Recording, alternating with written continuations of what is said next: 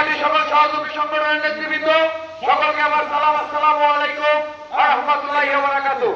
সময় অত্যন্ত কম, তাই আমি আপনাদেরকে শুধু ভূমিকাটা বলি। বর্তমান সরকার ফেব্রুয়ারিতে নির্বাচনের কথা বলেছে। বাংলাদেশের 54 বছরে এই দেশে কোনো সুষ্ঠু নির্বাচন হয় নাই। নির্বাচনের নামে মারামারি হয়েছে, নির্বাচনের নামে মানুষ হত্যা হয়েছে, নির্বাচনের নামে গুম হয়েছে, নির্বাচনের নামে চাঁদাবাজি হয়েছে। আবারও সরকার সেই একই পদ্ধতিতে যদি এই দেশে নির্বাচন আনতে চায়, আবারও কিন্তু এই দেশে রক্তের বন্যা বইবে।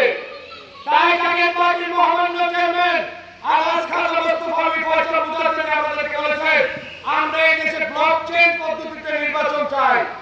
যে ডিজিটাল বাংলাদেশ, এই ডিজিটাল বাংলাদেশে যেন মানুষের ভোট কেন্দ্রে যেতে না হয়। ভোট কেন্দ্রে যদি আবার আনতে চাই, তাহলে সন্ত্রাসীদের হাতে অস্ত্র থাকে, সন্ত্রাসীদের হাতে হুন্ডা থাকে, সন্ত্রাসীদের হাতে টাকা থাকে। এই সন্ত্রাসীরা আমাদেরকে অস্ত্রের ভয় দেখায়, অস্ত্রের ভয় দেখিয়ে তারা আমাদের ভোট ছিনতাই করতে চেষ্টা করে। তারা ভোট কেন্দ্রে গিয়ে তারা ভোট সেন্টার দখল করে, সেই সেন্টার দখল কেটে তাদের মন মতো তারা ভোট কেটে নেয়।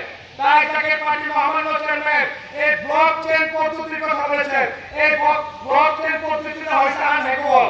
এই ব্লক চেইন পদ্ধতি হ্যাক করা যায় না। এটা আপনি ঘরে বসে ভোট দিতে পারবেন। মোবাইলের মাধ্যমে, অ্যাপস এর মাধ্যমে ঘর থেকে ভোট দেওয়া যায়। যেভাবে আমরা বিকাশে টাকা লেনদেন করি, ঠিক একইভাবে এই ব্লক চেইন পদ্ধতিতে নির্বাচন হওয়া দরকার। মনে রাখেন, দয়াল নবী রাসূল পাক সাল্লাল্লাহু আলাইহি সাল্লাম বিদায় হজে বলেছিলেন, আজ যত আরবের প্রাণের তোমরা সমস্ত মুসলমান একটা পরিবারের মতো, কুল্লু মুসলিমান ওয়া মুসলমান পরস্পর ভাই। এক মুসলমান হাত এবং জবান হইতে যদি আরেক মুসলমান নিরাপদ না থাকে, সেই মুসলমান হইতে পারে না। কিন্তু আজকে কি দেখেন, তথাকথিত রাজনৈতিক দলগুলা এক দল আরেক দলকে হত্যা করতেছে, এক দল আরেক দলের মাথায় বাড়ি দিতেছে। এই রক্তারক্তি থেকে জাতীয় পার্টি মহামান্য চেয়ারম্যান সাহেব জাতীয় পার্টি ডাক দিয়েছে যে জাতীয় পার্টি এই রক্তারক্তিতে বিশ্বাস করে না। জাতীয় পার্টি চায় দেশবাসীকে প্রেমের বন্ধনে আবদ্ধ করে এই দেশবাসীকে জাতীয় পার্টির পতাকার তলে ঐক্যবদ্ধ করার জন্য। রাসূল পাক সাল্লাল্লাহু আলাইহি সাল্লাম বলেছিলেন, মুসা আলাইহিস আমলে 71 কাতার হয়েছে, ঈসার আমলে 72 কাতার হয়েছে, আমার উম্মত 73 কাতারে বিভক্ত হবে। 72 কাতার জাহান্নামী হবে, একটা কাতার জান্নাতি হবে। সাহাবীরা জিজ্ঞেস করেছিলেন, ইয়া রাসূলুল্লাহ, সেই কাতার কোন কাতার? রাসূলুল্লাহ বলছে, সেই কাতার আহলে সুন্নাত ওয়াল জামাতের কাতার, সেই কাতার রাসূলুল্লাহর প্রেমের কাতার, সেই কাতার রাসূলুল্লাহর মহব্বতের কাতার।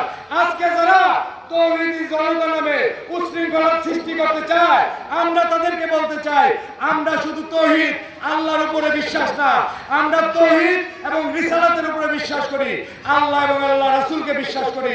আল্লাহ রাসূল আমাদেরকে শিক্ষা দিয়েছেন যেন আমরা দুনিয়ায় কাউকে আঘাত না করি, আমরা যেন দুনিয়ায় কাউকে হত্যা না করি।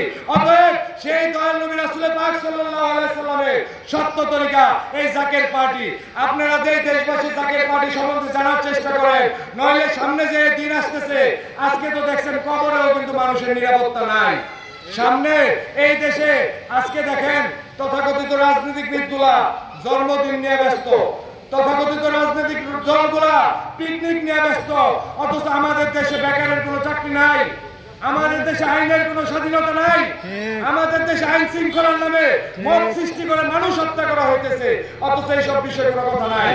অতএব এই দেশের স্বাধীনতা সার্বভৌমত্ব যদি রক্ষা করতে চান, জাকের পার্টির বিকল্প আর নাই। জাকের পার্টি ওলি আল্লাহদের পার্টি, জাকের পার্টি আব্দুল কাদের জিলানী রাহমাতুল্লাহ আলাইহির পার্টি, জাকের পার্টি আব্দুল কাদের জিলানী রাহমাতুল্লাহ আলাইহির পার্টি, জাকের পার্টি শাহজালাল রাহমাতুল্লাহ আলাইহির পার্টি, জাকের পার্টি মুজাদ্দেদ আল ফেজানি রাহমাতুল্লাহ আলাইহির পার্টি, জাকের পার্টি খাজা ইনায়েতপুরী রাহমাতুল্লাহ আলাইহির পার্টি। এই জাকের পার্টি বিশ্ব ওলি খাজা ফরিদপুরীর পার্টি। ওলি আল্লাহদের কাছে আল্লাহর রহমত বর্ষিত হয়।